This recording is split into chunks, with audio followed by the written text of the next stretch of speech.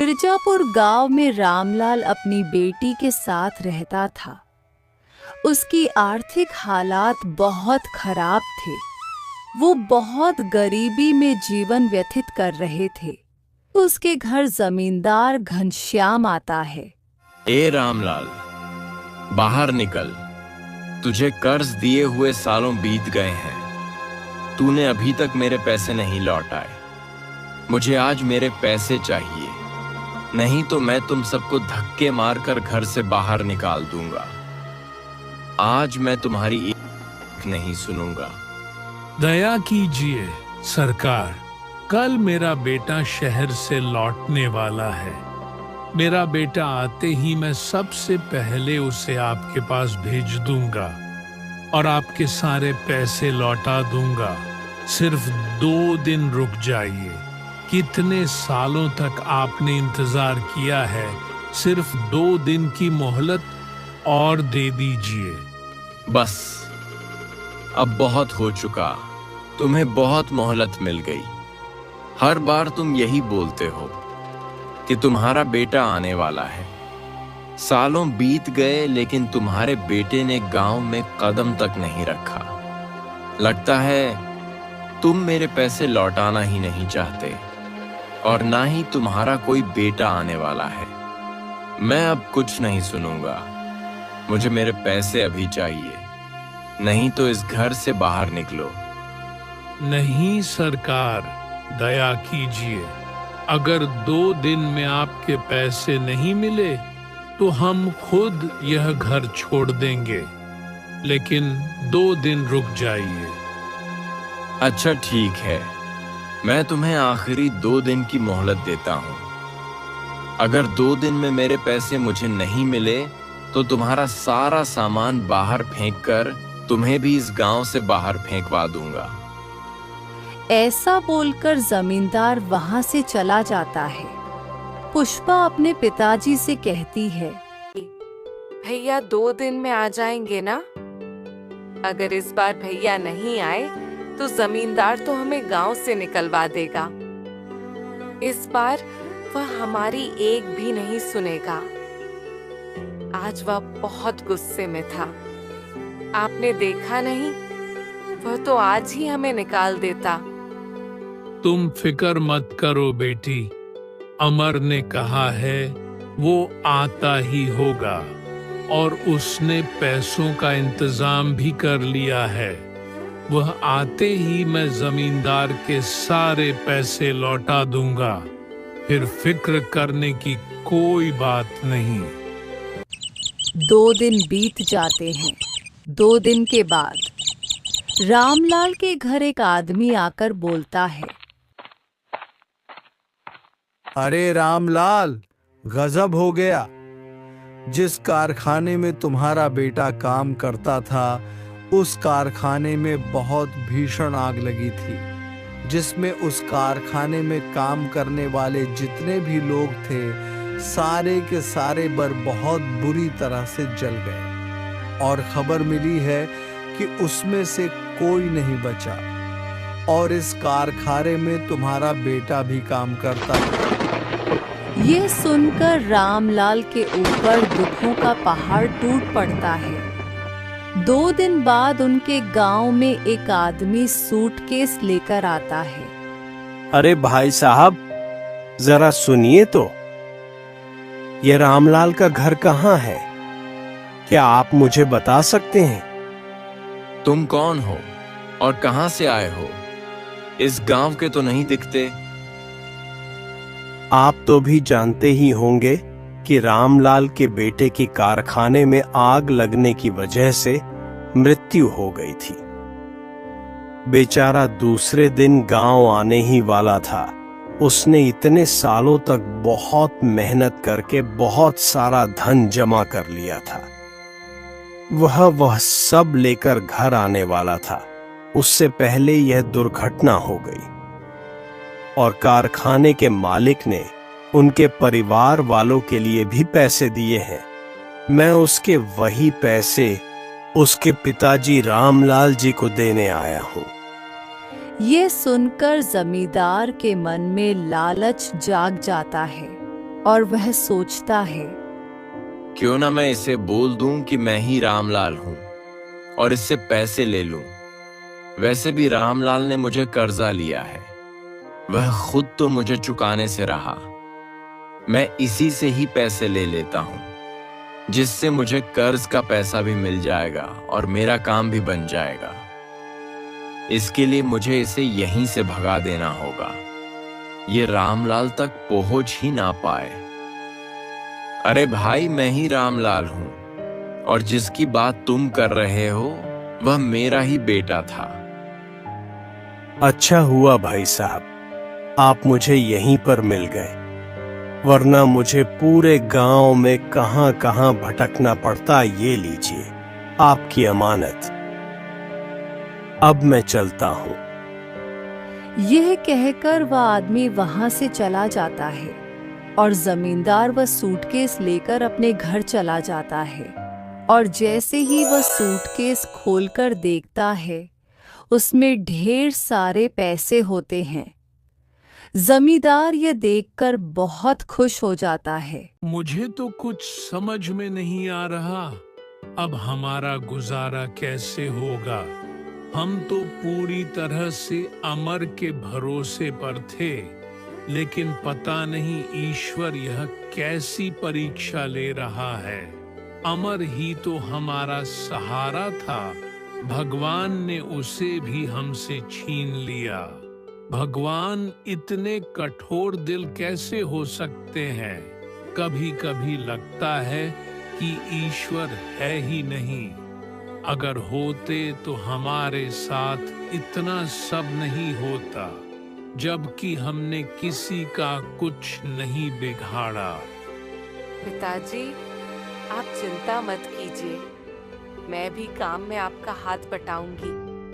हम कुछ ना कुछ करके जमींदार का कर्ज लौटा ही देंगे। आप फिक्र मत कीजिए, नहीं तो आपकी तबीयत और भी खराब हो जाएगी। पुष्पा दूसरों के घर में काम करने और खाना बनाने का काम करने लगती है। इसी तरह से कुछ दिन बीत जाते हैं। एक दिन पुष्पा पानी लेने जमींदार के कुएं पर जाती है और उसी दिन जमींदार के दोस्त का एक लड़का जमींदार के घर आता है। वो पुष्पा की ओर देखता है और पुष्पा को पसंद करने लगता है और जमींदार से बोलता है, क्या आपने पहचाना? मैं आपके दोस्त हरिवंश राय का बेटा हूँ। मेरा नाम रोहन है। अरे बेटा रोहन, तुम कितने बड़े हो गए हो। तुम्हें जब पिछली बार देखा था तो तुम बहुत छोटे थे, इसलिए चेहरा थोड़ा पहचान नहीं आया। बोलो बेटा, कैसे आना हुआ?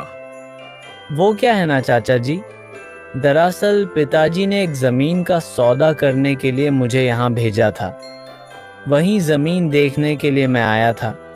इस सिलसिले में आपसे भी थोड़ी बात करनी थी। अच्छा, तो तुमने अभी कारोबार भी संभालना शुरू कर दिया है? हाँ चाचा जी, थोड़ा बहुत मैं भी कारोबार देख लेता हूँ। अब पिताजी से ज्यादा काम नहीं हो पाता। अब उनकी उम्र हो चुकी है, इसलिए ज्यादातर काम मैं देख लेता हूँ। ये तो अच्छी बात है बेटा। आपसे एक बात पूछनी थी चाचा जी। दरअसल में जब आ रहा था तो कुएं पर मैंने एक लड़की को देखा। क्या आप बता सकते हैं कि वह लड़की कौन है? लड़की? कौन सी लड़की? अभी जब मैं आ रहा था तो आपके घर के सामने जो कुआं है, इस कुएं पर मैंने एक लड़की को पानी भरते देखा। क्या बता सकते हैं वो कौन है? रुको रोहन बेटा, तुम चाय पियो, तब तक मैं देख कर आता हूँ। जमींदार बाहर जाकर कुएं की ओर देखता है तो कुएं पर उसे खुद की ही लड़की रानी दिखाई देती है। पुष्पा वहां से जा चुकी होती है। अरे रोहन बेटा, जिस लड़की के बारे में तुम पूछ रहे हो वह मेरी ही बेटी है। अच्छा अच्छा, ठीक है चाचा जी, मुझे लगा, जाने दीजिए, छोड़िए, आप बताइए आप कैसे हैं। रोहन बात को पलट देता है, लेकिन जमींदार को इस बात पर शक हो जाता है। मुझे लगता है रोहन बाबू को मेरी लड़की पसंद आ गई है। यह तो बहुत अच्छी बात है। और मेरी लड़की इतने बड़े खानदान में चली जाएगी तो उसका तो नसीब ही चमक जाएगा। इतने अमीर लोग मुझे और कहीं नहीं मिलने वाले। इतना सोचकर जमींदार मन ही मन बहुत खुश हो जाता है। तभी रोहन बोलता है, चलिए चाचा जी, मैं अब निकलता हूँ, मुझे देर हो रही है। नहीं नहीं बेटा, 1-2 दिन रुक कर जाओ। जरा गांव की भी शुद्ध हवा में रहो। शहर तो रोज ही रहते हो, हमें भी थोड़ा मौका दो तुम्हारी खातिरदारी करने का। नहीं चाचा जी, इस बार नहीं, अगली बार आऊंगा तो रुकूंगा। इतना कहकर रोहन वहां से चला जाता है। घर जाकर अपने पिताजी से कहता है, पिताजी, मैंने गांव में एक लड़की देखी है और मुझे उसी से शादी करनी है। मुझे वो लड़की बहुत पसंद आई। अरे बेटा, तुम किसी लड़की की बात कर रहे हो? पिताजी, वह आपके गांव के दोस्त है ना, जिनके यहाँ आपने मुझे आज भेजा था? उन्हीं की लड़की से मुझे शादी करनी है। अरे वाह, ये तो अच्छी बात है। वह तो मेरा बहुत अच्छा दोस्त है, वह बिल्कुल मना नहीं करेगा। मैं कल ही उसके पास जाकर शादी की बात करता हूँ और वह भी यह सुनकर बहुत खुश होगा। दूसरे दिन रोहन के माता पिता और रोहन जमींदार के यहाँ आते हैं। अरे मेरे दोस्त हरी, बहुत दिनों बाद आज मिल रहा है। तू तो बहुत बड़ा आदमी हो गया है यार। याद है हम दोनों ने साथ में ही कारोबार शुरू किया था। आज तू कहां से कहां पहुंच गया। आज तो तूने मुझे बहुत खुश कर दिया, जो अपने पूरे परिवार के साथ मेरे घर आ गया। मैं तुझे देखकर बहुत खुश हूं। अरे घनश्याम, रोहन की वजह से हमें अभी आना ही पड़ा। दरअसल रोहन को तुम्हारी बेटी बहुत पसंद आ गई है और वह उससे शादी करना चाहता है। उसी की बात करने के लिए हम यहाँ आए हैं। ये सुनकर जमींदार बहुत खुश हो जाता है। हाँ हाँ हरी, ये तो बहुत अच्छी बात है। तुमने आज मेरा दिल ही खुश कर दिया। हमारी दोस्ती आज रिश्तेदारी में बदलने जा रही है। इससे ज्यादा खुशी की बात और मेरे लिए क्या हो सकती है। चलो अभी अपनी बेटी को बुलाओ। हमने उसे देखे बरसों हो गए। जब हमने उसे देखा था तो वह 5 वर्ष की थी। तभी घनश्याम अपनी बेटी को आवाज लगता है और बोलता है, अरे बेटा रानी, जरा यहाँ तो आना। जैसे ही रानी बाहर आती है, रोहन उसे देखकर दंग रह जाता है और बोलता है, अरे चाचा जी, जिसे मैंने उसे दिन देखा था, यह वह लड़की नहीं है। वह लड़की कोई और थी। ये आप क्या बात कर रहे हो रोहन बाबू? आपने उसे दिन जिसे देखा था, ये वही लड़की है। ठीक से देखिए, शायद आप भूल गए।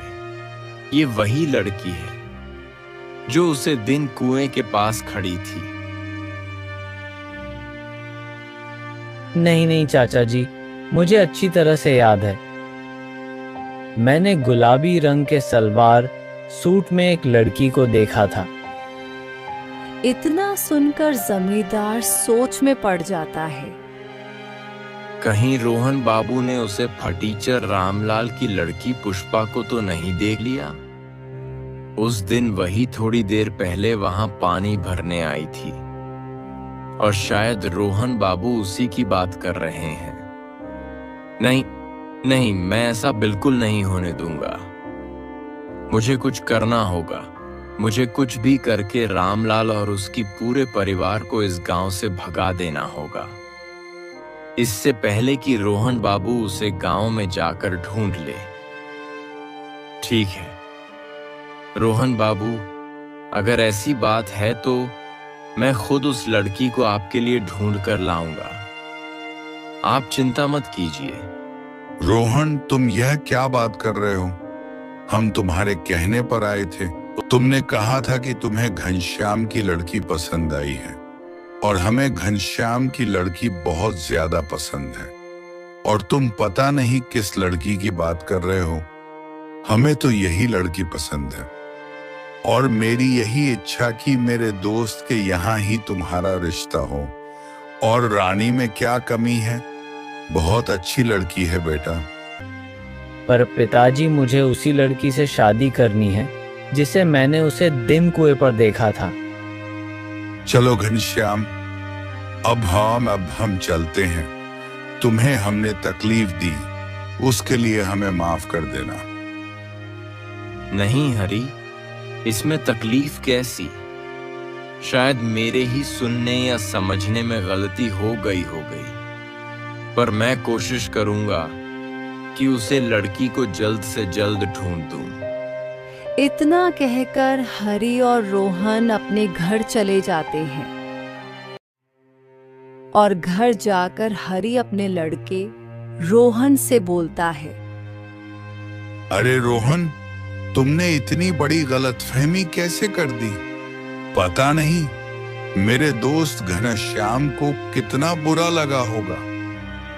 पर पिताजी, मैंने जिस लड़की को देखा था वह घनश्याम जी की लड़की नहीं थी, वह कोई और थी। और पिताजी, मैं ऐसे ही किसी भी लड़की से शादी नहीं कर सकता। मैं उस लड़की से ही शादी करना चाहता हूँ जिसे मैंने उसे दिन देखा था। पर रोहन, बात वह नहीं है। बात ये हो रही है कि मेरे दोस्त का तुमने अपमान किया है और तुम कहाँ किसी लड़के की बात कर रहे हो। तुम्हें इससे अच्छी लड़की और कहीं नहीं मिलेगी। तुम्हें इसी से शादी करनी होगी। नहीं पिताजी, मैं रानी से बिल्कुल शादी नहीं करूंगा। पर तुम जिस लड़की की बात कर रहे हो उसका कोई अता पता नहीं है। कहाँ ढूंढोगे तुम उसे? पिताजी, मैं कुछ भी करके उसे ढूंढ लूंगा। ठीक है, अगर तुम्हारी यही मर्जी है तो मैं तुम्हें 7 दिन देता हूँ। अगर 7 दिन में तुमने उसे लड़की को ढूंढ लिया तो ठीक, वरना तुम्हें घनश्याम की लड़की से ही शादी करनी होगी। ठीक है पिताजी, आप जैसा ठीक समझे। रोहन बाबू को इस पूरे गांव में उसे फटीचर रामलाल की ही लड़की पसंद आनी थी। मैं यह बिल्कुल नहीं होने दूंगा। कहाँ वह भिखारी की लड़की और कहाँ मेरी बेटी। उन्होंने उसे भिखारी लड़की के लिए मेरी लड़की को ठुकरा दिया। यह मैं कभी नहीं होने दूंगा। मेरी बेटी की जगह वह पुष्पा कभी नहीं ले पाएगी। मैं ऐसा होने नहीं दूंगा। इससे पहले रोहन बाबू दोबारा यहाँ आए, उससे पहले मैं रामलाल को धक्के मार के इस गांव से बाहर निकाल दूंगा। फिर मजबूरन उन्हें मेरी बेटी से ही शादी करनी पड़ेगी। हाँ, यही ठीक रहेगा। अरे मैं तो भूल ही गया, रामलाल को तो पता ही नहीं है कि उसके बेटे के जो पैसे शहर से एक आदमी लेकर आया था वह मैंने ले लिए हैं। मैं इस बात का फायदा उठा सकता हूँ। मैं कल ही जाकर उसे लिया हुआ पूरा कर्जा लौटाने को कहता हूँ। इससे लोगों को भी शक नहीं होगा और मैं उसे कर्ज न लौटने की वजह से गांव से भगा दूंगा। उसका पूरा घर हड़प लूंगा और उसे गांव से बाहर निकाल दूंगा। दूसरे दिन घनश्याम रामलाल के घर जाता है और बोलता है, रामलाल बाहर आओ। बोलिए जमादार जी। रामलाल, तुम मेरे अच्छा होने का फायदा उठा रहे हो। मैं इतने दिनों से चुप इसलिए बैठा हूं कि तुम्हारा बेटा अभी अभी गुजरा है, और उसके गुजरने की वजह से मैं खुद से तुम्हारे यहाँ नहीं आया, पर तुम्हारी राह देख रहा था। पर तुम तो मेरे अच्छाई का फायदा उठा रहे हो। अब मैं कुछ नहीं सुनने वाला। एक तो मेरे सारा कर्जा लौटा दो, और वैसे भी मैंने तुम्हें बहुत ज्यादा मोहलत दे दी है। जमादार जी, मैं इतने सारे पैसे अभी कहाँ से लौटाऊंगा? मैं कुछ नहीं जानता। मुझे बस मेरे पैसे चाहिए। अगर पैसे नहीं है तुम्हारे पास तो अभी के अभी मुझे यह घर खाली करके दे दो। मैं इसे बेचकर मेरा कर्ज वसूल कर लूंगा। बस अब बहुत हो चुका। नहीं जमींदार जी, ऐसा मत कीजिए। मैं रास्ते पर आ जाऊंगा। मैं इतने दिन से तुम पर तरस खाकर तुम्हें कुछ नहीं कह रहा हूं। इसका मतलब यह नहीं है कि तुम मेरे सिर पर बैठ जाओ। अब मैं कुछ नहीं सुनना चाहता। बस तुम यह घर खाली कर दो और यहाँ से चले जाओ, नहीं तो मैं मेरे लोगों को कहकर तुम्हें घर से धक्के मारकर बाहर निकलवा दूं। चलिए पिताजी, अब हम खुद को झूठी तसल्ली नहीं दे सकते। हम यूं लकड़ियां बेचकर और दूसरों के घर काम करके जमींदार के पैसे नहीं लौट पाएंगे। हमें यह घर छोड़कर जाना ही पड़ेगा। इतना कहकर पुष्पा अपने पिताजी को लेकर घर से बाहर चली जाती है और दूर जंगल में जाकर एक छोटी सी झोपड़ी बनाकर उसमें रहने लगते हैं। और इसी के चलते पुष्पा के पिता की तबीयत खराब हो जाती है, और इसी वजह से अपने पिताजी का लकड़ी बेचने का काम पुष्पा संभाल लेती है और किसी तरह से घर चलाने लगती है। मैं तो कितना खुशकिस्मत हूँ जो मुझे तुम्हारी जैसी बेटी मिली, पर मेरी वजह से तुम्हें कितनी मुश्किलों से सामना करना पड़ रहा है। पिताजी, आप ऐसा मत बोलिए।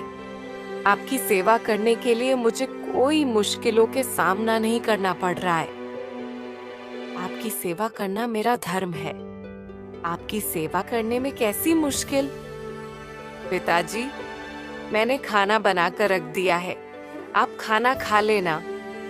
मैं लकड़ी तोड़ने जा रही हूँ, जल्दी लौट आऊंगी। इतना कहकर पुष्पा जंगल में लकड़ी काटने चली जाती है। देखते ही देखते सुबह से शाम हो जाती है, पर पुष्पा जंगल से नहीं लौटी।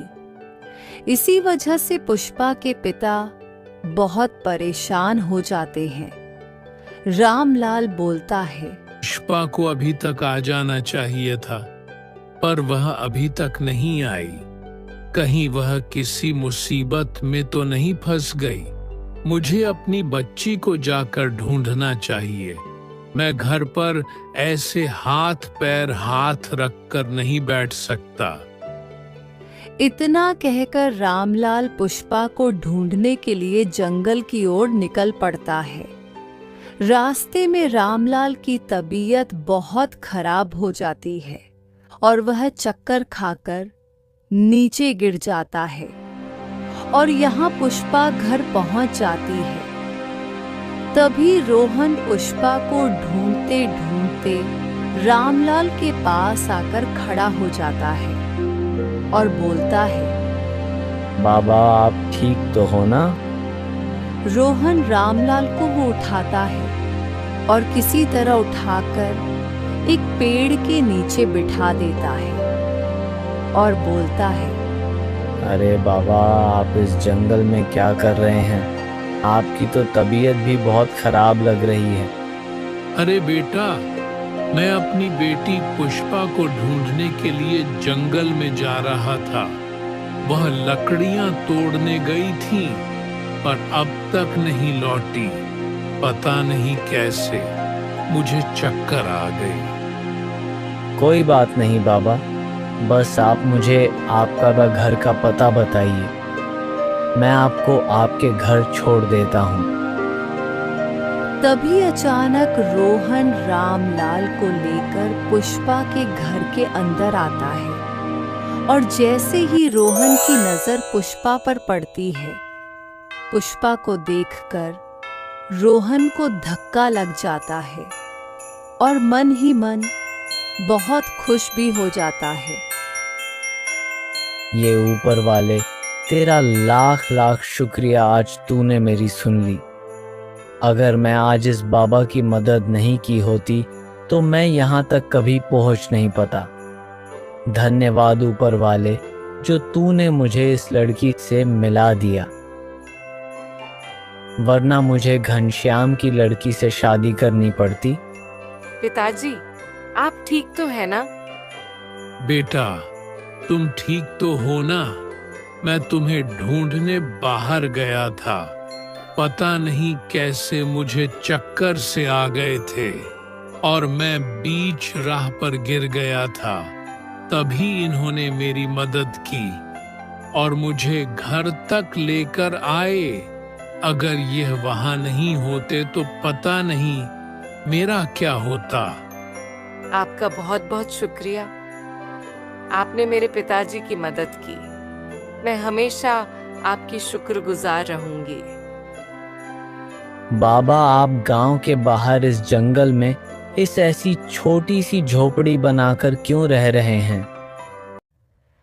तब रामलाल अपनी सारी आपबीती बताता है और जमींदार की सारी करतूत भी बता देता है और अपना बेटा कारखाने की आग में खो दिया यह भी बताता है। ये सुनकर रोहन बोलता है, बाबा, वह कारखाना मेरा ही था, मैं ही उसे कारखाने का मालिक हूं। दरअसल तकनीकी खराबी की वजह से वह आग लगी थी। उसमें काफी लोग मारे गए थे, लेकिन मैंने मुआवजे के तौर पर सभी परिवारों को 2-2 लाख रुपए भिजवाए थे। क्या आपको वह पैसे नहीं मिले? बेटा, यहाँ तो कोई भी नहीं आया, हमें कोई पैसा नहीं मिला। अगर मिल जाते तो तुम ही सोचो हम यहाँ जंगल में हो क्यों होते। ये सुनकर रोहन को धक्का सा लग जाता है। रोहन बोलता है, ऐसे कैसे हो सकता है? मैंने तो अपने आदमी को कहकर पूरे पैसे भिजवाए थे। जरूर कुछ गड़बड़ है, मुझे इस बात का पता लगाना पड़ेगा। बाबा, आप बिल्कुल फिक्र मत कीजिए, मुझे 2 दिन का वक्त दीजिए, मैं इस बात का पता लगाकर आपको आपके पैसे दिलवा कर रहूंगा। दूसरे दिन रोहन अपने आदमी को लेकर रामलाल के घर आता है और पूछता है। वह आदमी साफ इनकार कर देता है और बोलता है, नहीं साहब, मैंने वह पैसे इनको नहीं दिए। मैंने वह पैसे रामलाल नाम के आदमी को दिए हैं। उसने ही कहा था कि उसका नाम रामलाल है और मैंने वह सूटकेस उनके पास दे दिया था और वहां से चला गया। मुझे नहीं पता था कि वह मुझसे झूठ बोल रहा है। मुझे माफ कर दीजिए, मुझसे बहुत बड़ी गलती हो गई। क्या तुम मुझे बता सकते हो कि वह आदमी कौन है जिसको तुमने पैसे दिए? हाँ साहब, मैं अगर उसे देख लूं तो मैं उसको पहचान जाऊंगा। मैं तुम्हें 2 घंटे का वक्त देता हूँ। पूरे गांव में पता करो कि वह पैसे तुमने किस दिए और मुझे जल्द से जल्द वह इंसान चाहिए जिसके तुमने वह पैसे दिए। थोड़ी देर बाद वह आदमी दौड़ा दौड़ा आता है और बोलता है, मालिक, मैंने पता कर लिया। उस आदमी का नाम रामलाल नहीं घनश्याम है और वह इस गांव का जमींदार है। उसी ने मुझसे झूठ कहा था कि वो रामलाल है और सारे पैसे मुझे ले लिए थे। इतना बड़ा धोखा मैं सोच भी नहीं सकता कि जमींदार इतना गिर सकता है। उसने मेरे बेटे के सारे पैसे खुद रख लिए और ऊपर से हमें घर से निकाल दिया। बाबा आप फिक्र मत करिए, मैं सब ठीक कर दूंगा। रोहन मन ही मन सोचता है। अच्छा तो यह बात है, अब मेरी पूरी बात समझ में आ गई। अपनी बेटी की शादी मुझसे करवाने के लिए उन्होंने जानबूझकर पुष्पा के घर वालों को गांव से बाहर निकाल दिया ताकि मैं उसे कभी ढूंढ ना सकूं और मेरी शादी उसकी लड़की रानी से हो जाए। अच्छा तो अब मैं देखता हूं इसे कैसे सबक सिखाना है। बाबा आप चिंता मत कीजिए, मैं सब ठीक कर दूंगा। जमींदार को कैसे सबक सिखाना है आप सब मुझ पर छोड़ दीजिए, मैं सब ठीक कर दूंगा। फिर रोहन अपने आदमी को लेकर जमींदार के घर जाता है। जैसे ही जमींदार उसे आदमी को देखता है, हक्का बक्का रह जाता है। तभी वह आदमी बोलता है, साहब यही है जिसने मुझे कहा था कि ये रामलाल है, मैंने इसी को पैसे दिए थे। ये सुन जमींदार के पसीने छूट जाते हैं।